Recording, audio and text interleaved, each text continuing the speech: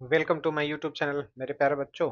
आज जो मैं क्वेश्चन लेकर आया हूँ ये टेस्ट सीरीज का कोटर का टेस्ट सीरीज का काफ़ी बेहतरीन क्वेश्चन है। बहुत सारा को बच्चा इस क्वेश्चन को देख के ही पेपर को छोड़ दिया कि नहीं बनेगा, लेकिन क्वेश्चन बिल्कुल सिंपल है। तो इस क्वेश्चन को आप मुश्किल से 1 मिनट के भीतर में सॉल्व कर सकते हैं। बोला है अ collar B of mass 4 kg is constrained to move along horizontal smooth and fixed circular track of radius 5 meter as shown in the figure. The spring lying in the plane of circular track and having a spring constant 4 Newton per meter is underformed when the collar is at A. Okay मतलब जब collar ए पे रहेगा तो spring अपने natural length पे है, बस ये समझिए। स्प्रिंग अपने नेचुरल लेंथ पे कब है? जब ये स्प्रिंग यहाँ पे आएगा तो ए पे आएगा, तो ए पोजीशन पे आएगा तो नेचुरल लेंथ पे है। और इसको बी से, कहाँ से स्टार्ट हुआ है? बी से, और बी से पहुंचा है ए पे।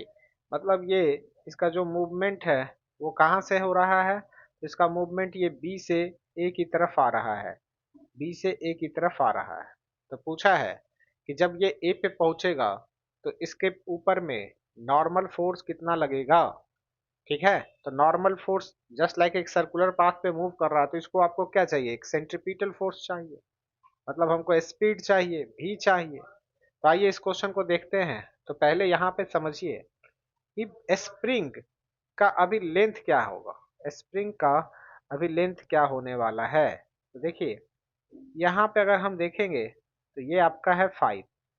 थोड़ा सा निकालते हैं, कैसे निकालते हैं, थोड़ा सा ज्योमेट्री आपको लगाना होगा।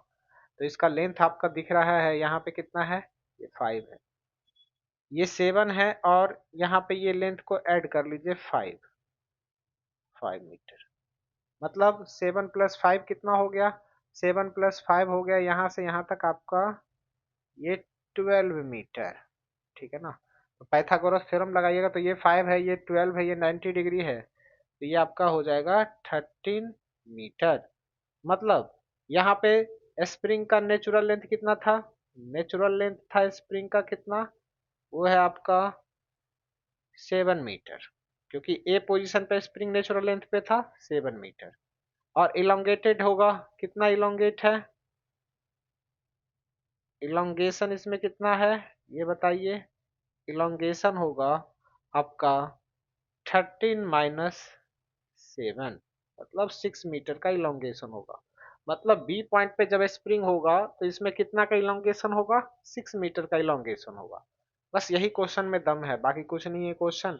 मोमेंट ये एनर्जी कंजर्वेशन लगाइए, apply energy conservation, apply energy conservation. अगर हम यहाँ पे एनर्जी कंजर्वेशन को अप्लाई करते हैं, देखिए क्या होगा। पहले बी पॉइंट पे लिखते हैं, तो बी पॉइंट पे क्या होगा? रिलीज हुआ है। रिलीज का मतलब इनिशियल वेलोसिटी जीरो, तो आप लिखिएगा काइनेटिक एनर्जी जीरो होगा, लेकिन स्प्रिंग का पोटेंशियल एनर्जी होगा half k x square plus kinetic energy zero. B point पे हम बात, ए पॉइंट पे जब आएगा तो स्प्रिंग अपने नेचुरल लेंथ पे आ जाएगा, मतलब स्प्रिंग एनर्जी जीरो हो जाएगा। लेकिन इसके पास क्या रहेगा? काइनेटिक एनर्जी रहेगा हाफ एम भी स्क्वायर रहने वाला है। तो बताइए हाफ के का वैल्यू कितना है? 400, और इलोंगेशन कितने का था? 6 का था, मतलब 6 square equal to half m v square. Clear? तो अब यहाँ से सॉल्व कीजिए, हाफ से हाफ कैंसिल आउट हो गया, ये आपका हो गया 36 इंटू 400 इक्वल टू, यहाँ पे देखिए ये है आपका एम भी स्क्वायर, है ना? तो नॉर्मल फोर्स क्या होगा? जब सेंट्रीपिटल फोर्स होगा तो सेंट्रीपिटल फोर्स यहाँ पे कौन प्रोवाइड करेगा? नॉर्मल फोर्स ही प्रोवाइड करेगा। तो एन इक्वल टू हो जाएगा M v square by are, है ना?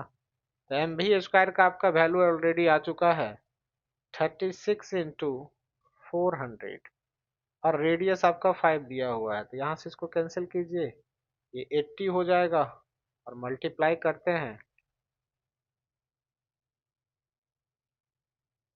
2 8 80 न्यूटन आपका नॉर्मल फोर्स होगा, मतलब ऑप्शन नंबर सी। तो आपका राइट आंसर सी होगा। सिंपल क्वेश्चन है, तो इसको डरना नहीं है, आराम से बनेगा।